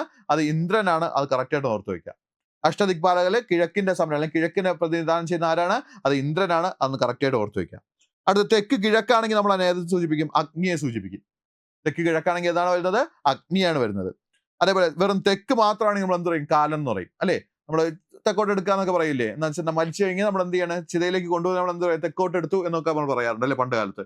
അപ്പൊ അതാണ് നമ്മൾ ഉദ്ദേശിക്കുന്നത്. അപ്പൊ തെക്ക് എന്ന് പറയുമ്പോൾ അത് ആരുടേതാണ് വരുന്നത്? കാലനായിട്ടാണ് വരുന്നത്. അടുത്ത് തെക്ക് പടിഞ്ഞാറ് വരുമ്പോൾ ആരാണ്? നിതൃതി എന്നാണ് വരുന്നത്. തെക്ക് പടിഞ്ഞാറ് ആരാണ്? നിതൃതി എന്ന് പറയുന്ന ആളാണ് വരുന്നത്. ഇത് മരണവുമായി ബന്ധപ്പെട്ട ആൾ തന്നെയാണ്. തെക്ക് പടിഞ്ഞാറ് എന്ന് പറയുന്നത് അതിന്റെ ദിക്പാലകനും കൂടെ ഓർത്ത് വയ്ക്കുക. ആരാണ്? നിതൃതി എന്നാ പറയുന്നത്. നിതൃതി. ഓക്കെ ആണല്ലോ. പടിഞ്ഞാറാണെങ്കിൽ വരുണനാണ്. പടിഞ്ഞാറാണെങ്കിൽ ആരാണ്? വരുണനാണ്. വടക്ക് പടിഞ്ഞാറാണെങ്കിൽ ആര് വരും? വായുദേവൻ വരും. വടക്ക് പടിഞ്ഞാറാണെങ്കിൽ ആരാണ് വരുന്നത്? വായുദേവൻ വരും. അതേപോലെ വടക്ക് മാത്രമാണെങ്കിൽ ആര് വരും? കുബേരൻ വരും. വടക്ക് മാത്രമാണെങ്കിൽ ആര് വരും? കുബേരൻ വരും. വടക്ക് കിഴക്കാണെങ്കിൽ വരുന്ന ആരാണ്? അത് ശിവനാണ്. വടക്ക് കിഴക്കാണെങ്കിൽ ആരാണ് വരും? ശിവൻ വരും. ഓക്കെ ആണല്ലോ. അപ്പൊ ഇത്രയും നമ്മൾ എന്ത് വിളിക്കുന്നത്? അഷ്ടദിക് പാലകർ എന്ന് വിളിക്കും. പിന്നെ നമ്മൾ എന്ത് വിളിക്കുന്നത്? അഷ്ടദിക് പാലകർ എന്ന് വിളിക്കുന്നത്. അപ്പൊ കിഴക്കാണെങ്കിൽ ആര് വരും? ഇന്ദ്രൻ വരും. തെക്ക് കിഴക്കാണെങ്കിൽ ആര് വരുന്നുണ്ട്? അഗ്നി വരുന്നുണ്ട്. അതേപോലെ തെക്കാണെങ്കിൽ തെക്ക് മാത്രമായിട്ട് വേണമെങ്കിൽ ആരാണ് വരുന്നത്? കാലനാണ് വരുന്നത്. തെക്ക് പടിഞ്ഞാറാണെങ്കിൽ ആര് വരുന്നുണ്ട്? നിതൃതി വരുന്നുണ്ട്. പടിഞ്ഞാറ് മാത്രമാണെങ്കിൽ ആരാണ് വരുന്നത്? അത് വരുണനാണ് വരുന്നത്. വടക്ക് പടിഞ്ഞാറാണെങ്കിൽ ആരാണ് വരുന്നത്? അത് വായുവാണ് വരുന്നത്. വടക്ക് മാത്രമാണെങ്കിൽ അത് ആര് വരുന്നുണ്ട്? കുബേരൻ വരുന്നുണ്ട്. വടക്ക് കിഴക്കാണെങ്കിൽ ആര് വരുന്നുണ്ട്? ശിവൻ വരുന്നുണ്ട്. അപ്പൊ ഇത്രയാണ് നമ്മൾ എന്ത് പറയുന്നത്? അഷ്ടദിക് പാലകർ എന്ന് വിളിക്കുന്നത്. ഓക്കെ. അപ്പൊ അഷ്ടദിക് പാലകർ ആരൊക്കെയാണ്? കിഴക്ക് ഇന്ദ്രൻ, തെക്ക് കിഴക്കാണെങ്കിൽ അഗ്നി, തെക്കാൻ മാത്രമാണെങ്കിൽ കാലൻ, തെക്ക് പടിഞ്ഞാറാണെങ്കിൽ നിതൃതി, അതേപോലെ പടിഞ്ഞാറാണെങ്കിൽ വരുണൻ, വടക്ക് പടിഞ്ഞാറാണെങ്കിൽ വായു, വടക്ക് മാത്രമാണെങ്കിൽ കുബേരൻ, അതേപോലെ വടക്ക് കിഴക്കാണെങ്കിൽ ആരാണ്? ശിവൻ. ഇത്രയാണ് നമ്മൾ ഏതെന്ന് പറയുന്നത്? അഷ്ടദിക് പാലകർ എന്ന് വിളിക്കുന്നത്. ഓക്കെ. എന്ത് വിളിക്കും നമ്മളത്? അഷ്ടദിക് പാലകർ എന്ന് വിളിക്കുന്നത്. ഓക്കെ ആണല്ലോ. ഇനി നമുക്ക് നോർമലി ആലോചിക്കേണ്ട കേസാണ്, നമ്മുടെ ഒരു ഉത്സവങ്ങളുടെ ലക്ഷ്യം ചോദിച്ചു കഴിഞ്ഞാൽ, എന്തിനാണ് നമ്മൾ ഉത്സവങ്ങൾ നടത്തുന്നതെന്ന് ചോദിച്ചു കഴിഞ്ഞാൽ അതൊന്ന് ഓർത്തു വെച്ചോണം. എന്താ ഉത്സവം നടത്തുന്നത് വെച്ചാൽ ദേവന്റെയോ ദേവിയുടെയോ ചൈതന്യം വർദ്ധിപ്പിക്കുക എന്ന ആവശ്യം കൊണ്ട് നമ്മൾ എന്ത് നടത്തുന്നത്? ഉത്സവങ്ങൾ നടത്തുന്നത്. ദേവന്റെയോ ദേവിയുടെയോ ചൈതന്യം വർദ്ധിപ്പിക്കുക എന്നതിന് വേണ്ടിയാണ് നമ്മൾ എന്ത് നടത്തുന്നത്? ഉത്സവം നടത്തുന്നത്. അപ്പൊ കറക്റ്റ് ആയിട്ട് ഓർത്ത് വയ്ക്കുക. അപ്പൊ ഉത്സവങ്ങളുടെ ലക്ഷ്യം ചോദിച്ചാൽ എന്താണ്? ദേവന്റെയോ ദേവിയുടെയോ എന്ത് ചെയ്യുക? ചൈതന്യം വർദ്ധിപ്പിക്കുക. അതിനുവേണ്ടി നമ്മൾ എന്ത് നടത്താറുള്ളത്? ഉത്സവം നടത്താറുള്ളത്. ഉത്സവങ്ങളുടെ അവസാനത്തെ ചടങ്ങ് ചോദിച്ചു കഴിഞ്ഞാൽ അത് ഏതാണ്? അത് ആറാട്ടാണ്. ഉത്സവങ്ങളുടെ അവസാനത്തെ ചടങ്ങ് ഏതാണ്? ആറാട്ടാണ്. നോർമലി ഉത്സവങ്ങളുടെ എല്ലാത്തിന്റെയും അവസാന ചടങ്ങ് ഏതാണ് വരുന്നത്? ആറാട്ടാണ് വരുന്നത്. തുടക്ക ചടങ്ങ് പല ക്ഷേത്രങ്ങളിൽ എന്ത് ചെയ്തിട്ടുണ്ട്? വ്യത്യാസങ്ങളുണ്ട്. അതുകൊണ്ട് നമ്മൾ തുടക്ക ചടങ്ങ് ഒരിക്കലും പറയാൻ പറ്റില്ല. ചിലപ്പോൾ കാപ്പ് കെട്ടി എന്ത് ചെയ്യുക? കുടിയിരുത്തുക എന്ന് പറയും. ചില എന്താണ്? കൊടിയേറ്റം നടത്തുക എന്ന് പറയും. അപ്പൊ ഇങ്ങനെയൊക്കെ എന്ത് ചെയ്യാറുണ്ട്? വ്യത്യാസങ്ങൾ വരാറുണ്ട്. നോർമലി നമ്മുടെ ഉത്സവത്തിന്റെ സ്റ്റാർട്ടിങ് എന്ന് പറയുന്നത്, അല്ലെങ്കിൽ ഉത്സവങ്ങളുടെ സ്റ്റാർട്ടിങ് അല്ല, ഉത്സവങ്ങളുടെ അവസാനം എന്ന് പറയുന്നത് എന്താണ്? ആറാട്ടോട് കൂടിയാണ് ഉത്സവങ്ങൾ എന്ത് ചെയ്യുന്നത്? അവസാനിക്കുന്നത്. ഉത്സവങ്ങൾ എന്ത് ചെയ്യുന്നത്? അവസാനിക്കുന്ന ഏതിന്റെ കൂടെയാണ്? ആറാട്ടോട് കൂടിയാണ്. ഓക്കെ ആണല്ലോ. അപ്പൊ ജസ്റ്റ് ഞാൻ ഇന്ന് എന്ത് ചെയ്യുന്നു, ജസ്റ്റ് കുറച്ച് ഒറ്റ ക്ഷേത്രം തിരുവാർപ്പ് എന്ന ക്ഷേത്രത്തെ കുറിച്ച് പറഞ്ഞു. ജസ്റ്റ് ബാക്കി ഞാൻ കുറച്ച് നമ്മുടെ ആചാരങ്ങളെ കുറിച്ച് എന്ത് ചെയ്തു, ആചാരങ്ങളുടെ ബേസിക് കാര്യങ്ങളാണ് ഞാൻ എന്ത് ചെയ്തത് നിങ്ങൾക്ക് പറഞ്ഞു തന്നിട്ടുള്ളത്. ഓക്കെ ആണല്ലോ. ഇനി നമുക്ക് ഇതിന്റെ ബാക്കി ഡീറ്റെയിൽഡ് ആയിട്ടുള്ള കാര്യങ്ങൾ നമ്മൾ എന്ത് ചെയ്യും, വരും ക്ലാസ്സുകളിൽ നമ്മൾ എന്ത് ചെയ്യാൻ തരുന്നതായിരിക്കും. അപ്പൊ ഇത് ജസ്റ്റ് ഞാൻ എന്ത് ചെയ്യും, നിങ്ങൾക്ക് ഒരു ഇൻട്രോ തന്നെന്ന് മാത്രമേ ഉള്ളൂ. നമ്മുടെ ദേവസ്വം ബോർഡുമായി ബന്ധപ്പെട്ട് പഠിക്കുമ്പോൾ ശ്രദ്ധിക്കേണ്ട കുറച്ച് കാര്യങ്ങൾ മാത്രമേ ഞാൻ പറയുന്നുള്ളൂ. ഇത്രയേ പറയുന്നുള്ളൂ. പഠിക്കുമ്പോൾ നോക്കേണ്ട കേസ്, നമുക്ക് എക്സാം വരുന്ന സമയത്ത് ഓർത്തിരിക്കുക, നമ്മൾ 20 മാർക്കാണ് ഈ ടോപ്പിക് എന്ന് പറയുന്നത്. ബാക്കി 80 മാർക്കിന് ടോപ്പിക്ക് നിങ്ങൾ നോർമൽ പഠിക്കുന്ന എല്ലാ PSC എക്സാമുകൾക്കും ആവശ്യമുള്ളതാണ്. അപ്പൊ മാക്സിമം അതിൽ സ്കോർ ചെയ്തിട്ട് വേണം ഇതും കൂടെ എന്ത് ചെയ്യേണ്ടത്, സ്കോർ നോക്കേണ്ടത്. അതിന് മാത്രമേ നമുക്ക് എത്തിയാൻ പറ്റുള്ളൂ, റാങ്ക് ലിസ്റ്റിൽ കയറാൻ പറ്റുള്ളൂ. കാരണം മാക്സിമം അതിൽ എന്ത് ചെയ്തോണം, സ്കോർ ചെയ്തോണം. അതിന്റെ കൂടെ ഏതും കൂടെ സ്കോർ ചെയ്യണം. ഇതും കൂടെ സ്കോർ ചെയ്തെങ്കിൽ നമുക്ക് എന്ത് ചെയ്യാം, ആദ്യത്തെ റാങ്കുകളിൽ വന്നിട്ട് നമുക്ക് എന്ത് ചെയ്യാൻ പറ്റും, ജോലി നേടാൻ പറ്റും. ഓക്കെ ആണല്ലോ. അപ്പൊ അതാണ് നിങ്ങൾ എന്ത് ചെയ്യേണ്ടത്, പ്രധാനമായിട്ടും ശ്രദ്ധിക്കേണ്ടത്. ഓക്കെ ആണല്ലോ. അപ്പൊ ഇന്ന് പറഞ്ഞ കാര്യങ്ങൾ ഞാൻ ഒന്നുകൂടെ എടുത്ത് പറയണം. ഫസ്റ്റ് ഇത്ര മാത്രമേ പറഞ്ഞുള്ളൂ. മൊത്തം എത്ര ദേവസ്വങ്ങളുണ്ട്? നമുക്ക് 5 ദേവസ്വങ്ങൾ വരുന്നുണ്ട്. ഏതൊക്കെയാണ്? ഗുരുവായൂർ വരുന്നുണ്ട്, തിരുവിതാംകൂർ ദേവസ്വം വരുന്നുണ്ട്, മലബാർ ദേവസ്വം വരുന്നുണ്ട്, കൊച്ചിൻ ദേവസ്വം വരുന്നുണ്ട്, കൂടൽ മാണിക്യം ദേവസ്വം വരുന്നുണ്ട്. 5 ദേവസ്വങ്ങൾ മൊത്തം വരുന്നത്. ഇനി അതിനുശേഷം ഞാൻ പറഞ്ഞത് തിരുവാർപ്പ് ക്ഷേത്രമാണ് പറഞ്ഞത്. തിരുവാർപ്പ് ക്ഷേത്രം ഏതാണ്? തിരുവിതാംകൂർ ദേവസ്വം ബോർഡിന്റെ കീഴിലാണ് വരുന്നത്. അതൊന്ന് ഓർത്തു വയ്ക്കുക. തിരുവിതാംകൂർ ദേവസ്വം ബോർഡിന്റെ കീഴിലാണ് വരുന്നത്. ഇത് ജില്ല ചോദിച്ച ഏതാണ്? കോട്ടയമാണ്. ജില്ല ചോദിച്ച ഏതാണ്? അത് കോട്ടയമാണ്. അതും കൂടെ എന്ത് ചെയ്യുക, കറക്റ്റ് ആയിട്ടൊന്ന് ഓർത്തു വയ്ക്കുക. ഇനി ഓർത്തിരിക്കേണ്ടത്, ഇന്ത്യയിൽ ആദ്യമായിട്ട് നട തുറക്കുന്ന ക്ഷേത്രം ചോദിച്ചാൽ അതേതാണ്? തിരുവാർപ്പാണ്. ഇന്ത്യയിൽ ആദ്യമായിട്ട് നട തുറക്കുന്ന ക്ഷേത്രം ചോദിച്ചാൽ ഏതാണ്? തിരുവാർപ്പാണ്. അതേപോലെ ഗ്രഹണം ബാധിക്കാത്ത ക്ഷേത്രം ചോദിച്ചാൽ ഏതാണ്? തിരുവാർപ്പാണ്. ഗ്രഹണം ബാധിക്കാത്ത ക്ഷേത്രം ചോദിച്ചാൽ ഏതാണ്? തിരുവാർപ്പാണ്. പ്രധാന മൂർത്തി ചോദിച്ചാൽ ഇവിടെ ആരാണ്? ശ്രീകൃഷ്ണനാണ്. ഇവിടുത്തെ പ്രധാന മൂർത്തി ആരാണ്? ശ്രീകൃഷ്ണനാണ്. കംസനെ നിഗ്രഹിച്ചു വരുന്ന നല്ല വിശപ്പുള്ള കൃഷ്ണൻ എന്ന സങ്കല്പമാണ് ഇവിടെ ഉപയോഗിക്കുന്നത്, തിരുവാർപ്പ് ക്ഷേത്രത്തിൽ ഉപയോഗിക്കുന്നത് അല്ലേ. അപ്പൊ കംസനെ നിഗ്രഹിച്ചു വരുന്ന നല്ല വിശപ്പുള്ള കൃഷ്ണൻ എന്ന സങ്കല്പമാണ് ഇവിടെ ഉപയോഗിക്കുന്നത്, നമ്മുടെ തിരുവാർപ്പ് ക്ഷേത്രത്തിൽ ഉപയോഗിക്കുന്നത്. അവിടെ ഒരു ഐതിഹ്യം, ഒരു കൺസെപ്റ്റ് പറയുന്നുണ്ട്. കാരണം കൃഷ്ണന്റെ ആ വിഗ്രഹത്തിന് ചുറ്റും കൃഷ്ണന്റെ അരയിൽ എന്തൊരു ഒരു അരഞ്ഞാണം ഉണ്ട്. കറക്റ്റ് ഫുഡ് കറക്റ്റായി കൊടുത്തിട്ടില്ല എങ്കിൽ ആ അരഞ്ഞാണം എന്ത് ചെയ്യും, ഊന്ന് താഴെ പോകുന്ന പറയുന്നത്. ഊന്ന് നേരെ എവിടെയെങ്കിലും കാൽപാദത്തിലേക്ക് വരും എന്നാ പറയുന്നത്. പറഞ്ഞ പോയിന്റ് കിട്ടിയോ? എന്നുവെച്ചാൽ അതൊരു സങ്കല്പമാണ്. സങ്കല്പം ഒരു കൺസെപ്റ്റാണ് പറയുന്നത്. കാരണം കറക്റ്റായിട്ട് എന്ത് ചെയ്തോണം, നട തുറന്ന് എന്ത് ചെയ്യണം, കറക്റ്റ് സമയത്ത് ഫുഡ് കൊടുത്തോണം. അതാണ് നമ്മളെ പറയുന്നത്. ഫുഡ് കൊടുത്തില്ല എങ്കിൽ എന്ത് ചെയ്യും, ആ ഈ അരഞ്ഞാണം എന്ത് ചെയ്യും എന്ന് വെച്ചാൽ വിശപ്പ് കൊണ്ട് വയറ് താന്നു പോയിട്ട് അരഞ്ഞാണം എന്ത് ചെയ്യും, താന്ന് കാൽപാദത്തിലേക്ക് വീഴും എന്നാ പറയുന്നത്. ഓക്കെ. അപ്പൊ ആ ഒരു കൺസെപ്റ്റാണ് നമ്മൾ ഇവിടെ ഉപയോഗിക്കുന്നത്, ഈ തിരുവാർപ്പ് ക്ഷേത്രത്തിൽ പറഞ്ഞിട്ടുള്ളത്. ആണ് വെളുപ്പിനെ നട തുറന്ന് എന്ത് കൊടുക്കുന്നത്, ആഹാരം നമ്മൾ എന്ത് കൊടുക്കണം, ദൈവത്തിന് ആഹാരം നമ്മൾ എന്ത് ചെയ്യണം, നൽകണം എന്ന് പറയുന്നത്. ഓക്കെ ആണല്ലോ. അപ്പൊ തിരുവാർപ്പ് ക്ഷേത്രം ജില്ല ഓർത്തു വയ്ക്കുക. ജില്ല ഏതാണ്? അത് കോട്ടയം ജില്ലയാണ്. ഇന്ത്യയിൽ ആദ്യമായിട്ട് നട തുറക്കുന്ന ക്ഷേത്രം ചോദിച്ചാൽ അതേതാണ്? അത് തിരുവാർപ്പ് ക്ഷേത്രമാണ്. ഗ്രഹണം ബാധിക്കാത്ത ക്ഷേത്രം ചോദിച്ചാൽ ഏത് തന്നെയാണ്? തിരുവാർപ്പ് തന്നെയാണ്. പ്രധാന മൂർത്തി ചോദിച്ചാൽ ആര് തന്നെയാണ്? ശ്രീകൃഷ്ണൻ തന്നെയാണ്. ഓക്കെ ആണല്ലോ. ഇനി കംസൻ നിഗ്രഹിച്ചു വരുന്ന എന്താണ്? നല്ല വിശപ്പോട് കൂടി വരുന്ന കൃഷ്ണൻ എന്ന സങ്കല്പമാണ് ഇവിടെ ഉപയോഗിച്ചിട്ടുള്ളത്, തിരുവാർപ്പ് ക്ഷേത്രത്തിൽ ഉപയോഗിച്ചിട്ടുള്ളത്. അതും കൂടെ ഓർത്തു വയ്ക്കുക. ഓക്കെ ആണല്ലോ. ഇനി അവിടെ പണ്ട് കാലത്ത് സമയം കണക്കാക്കിയത് എന്താണ്? ശ്രീകോവിലിന്റെ പുറകത്ത് വെച്ചിട്ടുള്ള എന്താണ്? ആനയുടെ പ്രതിമയിൽ സൂര്യൻ തട്ടുന്നതിനനുസരിച്ച്, സൂര്യൻ നിഴൽ പതിക്കുന്നതനുസരിച്ചാണ് എന്ത് സമയം, അവിടെ സമയം കണക്കാക്കിയിരുന്നത്. അതിൽ നിഴൽ വീഴുമ്പോൾ നമ്മൾ അവിടെ എന്ത് പൂജ നടത്തുമായിരുന്നു? പന്തിരടി പൂജയാണ്. നിഴൽ വരുമ്പോൾ എന്ത് പൂജ നടത്തുമായിരുന്നു? പന്തിരടി പൂജ നടത്തുമായിരുന്നു. കാക്ക നിലത്തിറങ്ങുന്നതിന് മുമ്പ് എന്ത് നടത്തുമായിരുന്നു? ശ്രീബലി നടത്തുമായിരുന്നു. മേടം 1 മുതൽ 10 ദിവസത്തേക്കാണ് അവിടെ ഉത്സവം നടത്താറുള്ളത്. ഉത്സവ എഴുന്നള്ളിപ്പിന് എന്താണ്? 10 വയസ്സ് താഴെ നായർ ബാലികമാരാണ് എന്ത് ചെയ്യുന്നത്? എഴുന്നള്ളിപ്പിന് വിളക്കെടുക്കുന്നത്. ആ ഒരു കാര്യം കൂടെ ഓർത്ത് വയ്ക്കുക. നമുക്കിപ്പോ തന്നെ അറിയാം, പുരുഷന്മാർ സ്ത്രീവേഷം കെട്ടി എന്താണ് വിളക്കെടുക്കുന്ന ക്ഷേത്രം ഉത്സവ സമയത്ത്. അതെവിടെയാണ്? 2 ദിവസം. എവിടെയാണ്? അത് കൊറ്റൻകുളങ്ങര എന്ന് പറയും അല്ലേ. അതെവിടെയാണ്? ക്ഷേത്രം ഏതാണ്?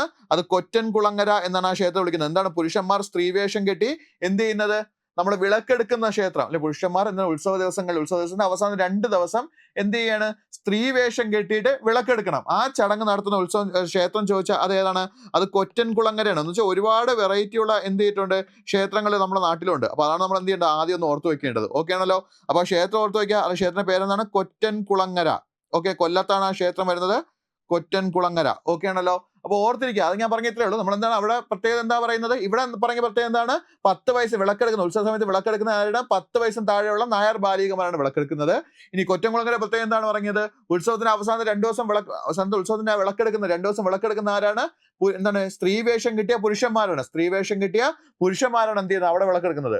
അതേപോലെ ഈ ശിവനും പാർവതിയും കൂടെ ഒരു ക്ഷേത്രമുണ്ട്. പക്ഷെ പാർവതിയുടെ നട വർഷത്തിൽ ആ കൂടെ 12 ദിവസം മാത്രമേ തുറക്കുള്ളൂ. 12 ദിവസം മാത്രം പാർവതിയുടെ നട തുറന്നിരിക്കുന്ന ക്ഷേത്രമുണ്ട്. ആ ക്ഷേത്രം വിളിക്കുന്ന പേരാണ് ഏത്?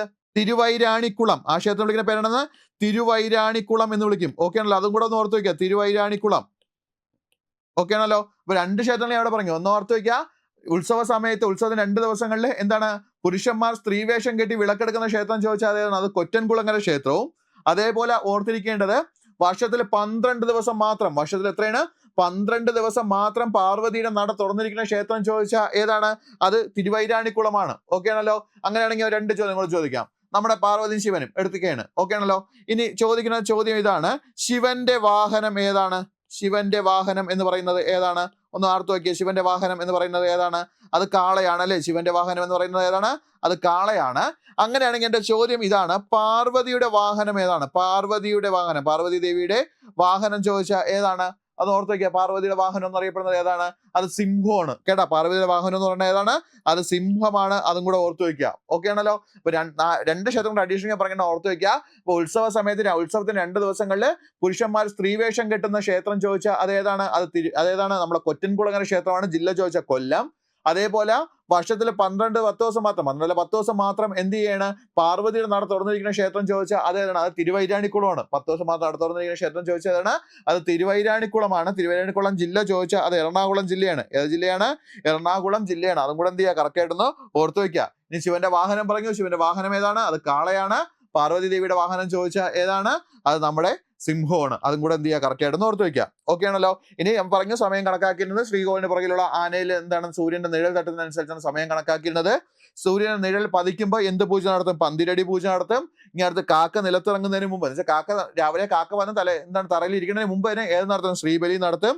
1 മുതൽ 10 ദിവസത്തേക്കാണ് എന്ത് ചെയ്യുന്നത്? ഉത്സവം നടത്തുന്നത്. ഉത്സവം എഴുന്നള്ളപ്പിന് വിളക്കെടുക്കുന്ന എത്രയാണ്? 10 വയസ്സിന് താഴെയുള്ള പെൺകുട്ടികളാണ്. അതാണ് പറഞ്ഞുകൊണ്ടിരുന്നത് അല്ലേ? ഇനി ഇവിടെ വേറൊരു പൂജയും കൂടെ ഉണ്ട്. അതിനെ വിളിക്കുന്ന പേരാണ് പുല്ലാട്ട് പൂജ എന്ന് വിളിക്കും. മകരമാസ തൈപ്പൂയ നാളിലാണ് ഏത് നടത്തുന്നത്? പുല്ലാട്ട് പൂജ നടത്തുന്നത്. ഹിസ്റ്ററി ഒന്നും വേണ്ട, ജസ്റ്റ് ഒന്ന് കേട്ട് വയ്ക്കാൻ വേണ്ടി മാത്രമേ പറഞ്ഞുള്ളൂ. ഇനി ഇവിടെയുള്ള ഒരു അപൂർവ വാദ്യമാണ് ഏത് പേരിൽ അറിയപ്പെടുന്നത്? ആനകത്തുടി എന്ന പേരിൽ അറിയപ്പെടും. അപൂർവ വാദ്യമാണ് ഏത് പേരിൽ അറിയപ്പെടുന്നത്? ആനകത്തുടി എന്ന പേരിൽ അറിയപ്പെടുന്നത്. അപൂർവ വാദ്യമാണ് ഏത്? ആനകത്തുടി എന്ന പേരിൽ അറിയപ്പെടുന്നത്. ഇനി ശ്രീകൃഷ്ണന്റെ കുറച്ച് കാര്യങ്ങളെ പറഞ്ഞോളൂ. ശ്രീകൃഷ്ണന്റെ ഓർത്ത് വയ്ക്കുക. അച്ഛനാരാണ്? വസുദേവനാണ്. അമ്മ ആരാണ്? ദേവകിയാണ്. വളർത്തച്ഛൻ ആരാണ്? നന്ദഗോപറാണ്. വളർത്തന്മാരാണ്? യശോദയാണ്. ജനിച്ചത് എവിടെയാണ്? മധുരയിലാണ്. ആ കാര്യം കൂടെ എന്ത് ചെയ്യുക? കറക്റ്റ് ആയിട്ട് ഓർത്ത് വയ്ക്കുക. മഹാവിഷ്ണുവിന്റെ 9ാമത്തെ അവതാരമാണ് ആരെന്ന് പറയുന്നത്? ശ്രീകൃഷ്ണൻ എന്ന് പറയുന്നത്. ജനിച്ച യുഗം ചോദിച്ചാൽ ദ്വാപര യുഗമാണ്. ആദ്യമായി സംഹരിച്ചത് ആരാണ്? പൂതനയാണ്. ഗുരു എന്നുള്ള ആരാണ്? സന്ദീപിനി മഹർഷിയാണ്. അതും കൂടെ ഓർത്ത് വയ്ക്കാം. ഇനി ഒരു ക്ഷേത്രത്തിൽ പ്രധാനപ്പെട്ട പൂജകൾ ചോദിച്ചാൽ ഏതൊക്കെ വരുന്നുണ്ട്? ഉഷപൂജ വരുന്നുണ്ട്. പ്രഭാതത്തിൽ അഭിഷേകത്തിന് ശേഷമുള്ള പൂജയാണ് ഏത് പേരിൽ അറിയപ്പെടുന്നത്? ഉഷപൂജ എന്ന പേരിൽ അറിയപ്പെടും. അടുത്ത വരുന്ന എതിർത്ത പൂജയുണ്ട്. സൂര്യൻ ഉദിച്ചു വരുമ്പോൾ നടത്തുന്ന പൂജയാണ് ഏത് പേരിൽ അറിയപ്പെടുന്നത്? എതിർത്ത പൂജ എന്ന പേരിൽ അറിയപ്പെടുന്നത്. അടുത്ത് പന്തിരടി പൂജയുണ്ട്. സൂര്യോദയത്തിന് ശേഷം എന്താണ്? നിഴലിന് 10 അടി നീളം വരുമ്പോൾ നടത്തുന്ന പൂജയാണ് ഏത് പേരിൽ അറിയപ്പെടുന്നത്? പന്തിരടി പൂജ എന്ന പേരിൽ അറിയപ്പെടും. അടുത്ത ഏത് വരുന്നുണ്ട്? ഉച്ചപൂജ വരുന്നുണ്ട്. അത്താഴ പൂജ വരുന്നുണ്ട്. അപ്പൊ ഇതാണ് പ്രധാനപ്പെട്ട 5 പൂജകൾ എന്ന് പറയുന്നത്. ഓക്കെ ആണല്ലോ. ഇനി അഡീഷണൽ വരുന്നതാണ് ശ്രീബലി എന്ന് പറയും. ശ്രീബലി ഓരോ പൂജയ്ക്ക് ശേഷവും ക്ഷേത്രം ചുറ്റും എഴുന്നള്ളിച്ച് വലിയ ബലിക്കലിന് സമീപം ബലിവട്ടത്തിൽ പ്രതിഷ്ഠിച്ചിട്ടുള്ള ദേവന്മാരെ ഉദ്ദേശിച്ച് ബലി തൂകുന്ന കർമ്മത്തിനെ വിളിക്കുന്ന പേരാണ് ഏത് പറയുന്നത്? ശ്രീബലി അല്ലെങ്കിൽ ശ്രീബലി എന്നറിയപ്പെടും. ഇനി അവിടെ ഏറ്റവും പ്രധാനമായിട്ട് ശ്രദ്ധിക്കേണ്ടത് ഈ ഒരു കാര്യമാണ്. ശ്രീബലി സമയത്ത് ഏതാണ്? ശ്രീബലി സമയത്ത് എന്ത് ചെയ്യുന്ന ഉപയോഗിക്കുന്ന വാദ്യം ചോദിച്ചാൽ അതിനെ വിളിക്കുന്ന പേരാണ് വീക്ക് ചെണ്ട എന്ന് വിളിക്കുന്നത്. ശ്രീബലി സമയത്ത് ഉപയോഗിക്കുന്ന വാദ്യത്തിന്റെ പേരാണ് ഏത് പേരിൽ അറിയപ്പെടുന്നത്? വീക്ക് ചെണ്ട എന്ന പേരിൽ അറിയപ്പെടുന്നത്. അതും കൂടെ ഓർത്തു വയ്ക്കുക. ഇനി അല്ലാതെ പറഞ്ഞു പള്ളി ഉണർത്താൻ ഉപയോഗിക്കുന്ന വാദ്യം ചോദിച്ചാൽ അത് ശംഖാണ്. ഉത്സവ ബലിക്ക് ഉപയോഗിക്കുന്ന വാദ്യം ചോദിച്ചാൽ അതേതാണ്? അത് മരപ്പാണിയാണ്. അഭിഷേക സമയത്ത് ഉപയോഗിക്കുന്ന വാദ്യം ചോദിച്ചാൽ ഏതാണ്? അത് ചേങ്കിലയാണ്. അഭിഷേക സമയത്ത് ഉപയോഗിക്കുന്ന വാദ്യം ഏതാണ്? അത് ചേങ്കിലയാണ്. ഓക്കെ ആണല്ലോ. ഇനി ക്ഷേത്രങ്ങൾ വരുമ്പോൾ നമ്മൾ ശ്രദ്ധിക്കേണ്ടതാണ് 8 ദിക്കുകൾ പാലിക്കുന്നവരുണ്ട്. അതിന് നമ്മൾ എന്ത് വിളിക്കുന്നത്? അഷ്ടദിക് പാലകർ എന്ന് വിളിക്കും. 8 ദിക്കുകളെ നോക്കുന്ന ആളുകളുണ്ട്. അതിന് നമ്മൾ എന്ത് വിളിക്കും? അഷ്ടദിക് പാലകർ എന്ന് വിളിക്കും. കിഴക്കാണെങ്കിൽ ഇന്ദ്രൻ വരുന്നുണ്ട്. തെക്ക് കിഴക്ക് അഗ്നിയാണ് വരുന്നത്. തെക്ക് മാത്രമാണെങ്കിൽ അത് കാലൻ വരുന്നുണ്ട്. അതേപോലെ തെക്ക് പടിഞ്ഞാറാണെങ്കിൽ നിതൃതി വരുന്നുണ്ട്. പടിഞ്ഞാറാണെങ്കിൽ ആര് വരുന്നുണ്ട്? വരുണൻ വരുന്നുണ്ട്. വടക്ക് പടിഞ്ഞാറാണെങ്കിൽ വായുദേവൻ വരുന്നുണ്ട്. വടക്കാണെങ്കിൽ കുബേരൻ വരുന്നുണ്ട്. വടക്ക് കിഴക്കനാണെങ്കിൽ ആര് വരുന്നുണ്ട്? ശിവൻ വരുന്നുണ്ട്. ഓക്കെ ആണല്ലോ. അപ്പൊ ഇത്രയും ഓർത്തേക്ക്. ഇനി ഉത്സവങ്ങളുടെ ലക്ഷ്യം ചോദിച്ചാൽ എന്താണ്? ദേവന്റെയോ ദേവിയുടെയോ ചൈതന്യം വർദ്ധിപ്പിക്കുക എന്നാണ് നമ്മൾ ഉത്സവം കൊണ്ട് ലക്ഷ്യം വെക്കുന്നത്. ഇനി അതേപോലെ നോക്കാം. ഉത്സവങ്ങളുടെ അവസാനത്തെ ചടങ്ങ് ചോദിച്ചാൽ അതേതാണ്? അത് ആറാട്ടാണ്. ഉത്സവങ്ങളുടെ അവസാന ചടങ്ങ് ചോദിച്ചാൽ ഏതാണ്? ആറാട്ടാണ്. അപ്പൊ ഇത്രയും കാര്യങ്ങൾ എന്ത് ചെയ്യുക? കറക്റ്റ് ആയിട്ടൊന്ന് ഓർത്തു വെക്കുക. ഓക്കെ ആണല്ലോ. കഴിഞ്ഞിട്ടില്ല. നമുക്ക് ഇനിയും ക്ഷേത്രങ്ങൾ ഇഷ്ടംപോലെ പഠിക്കാനുണ്ട്. അതേപോലെ നമ്മുടെ ക്ഷേത്രങ്ങളുടെ ആചാരങ്ങൾ നമുക്ക് എന്ത് ചെയ്യാണ്ട് പഠിക്കാനുണ്ട്. അപ്പൊ അത് നമുക്ക് എന്ത് ചെയ്യാം? വരും ക്ലാസ്സുകളിൽ നമ്മൾ എന്ത് ചെയ്യാം? ഡീറ്റെയിൽ ആയിട്ട് ഞാൻ എന്ത് ചെയ്ത് തരാം? പറഞ്ഞു തരാവുന്നതാണ്. അപ്പൊ എല്ലാവർക്കും എന്ത് ചെയ്യുന്നു? ഇതുവരെ പറഞ്ഞ കാര്യങ്ങൾ മനസ്സിലായെന്ന് വിശ്വസിക്കുന്നു. ഇതിൽ ഞാൻ ഇപ്പോൾ 2 ചോദ്യം നമ്മുടെ പ്രീവിയസ് എന്താണ് തിരുവിതാംകൂർ ദേവസ്വം ബോർഡിന്റെ ക്വസ്റ്റ്യൻ പേപ്പറിൽ കണ്ട 2 ചോദ്യം വെച്ച് കണക്ട് ചെയ്തിട്ടാണ് ഞാൻ ഉദ്ദേശിച്ചത്. കാരണം ഇന്ത്യയിൽ ആദ്യമായിട്ട് നട തുറക്കുന്ന ക്ഷേത്രം ചോദിച്ചിട്ടുണ്ട് ഏതാണ്? തിരുവാർപ്പ്. അതുമായിട്ട് കണക്ട് ചെയ്തിട്ട് തന്നെയാണ് 2 ചോദ്യം വന്നിട്ടുള്ളത്. അപ്പൊ അത് വെച്ചുകൊണ്ട് ഞാൻ എന്ത് ചെയ്തു? അതിനെക്കുറിച്ച് ഡീറ്റെയിൽ ആയിട്ട് കുറച്ച് കാര്യങ്ങൾ ഞാൻ എന്ത് ചെയ്തിട്ടുണ്ട്? പറഞ്ഞു തന്നിട്ടുണ്ട്. അപ്പൊ അത് വെച്ച് എന്ത് ചെയ്യുക? ബാക്കിയുള്ള കാര്യങ്ങളോടൊന്ന് നോക്കുക. അപ്പൊ എല്ലാവർക്കും നല്ലൊരു ദിവസം ആശംസിക്കുന്നു. നന്ദി.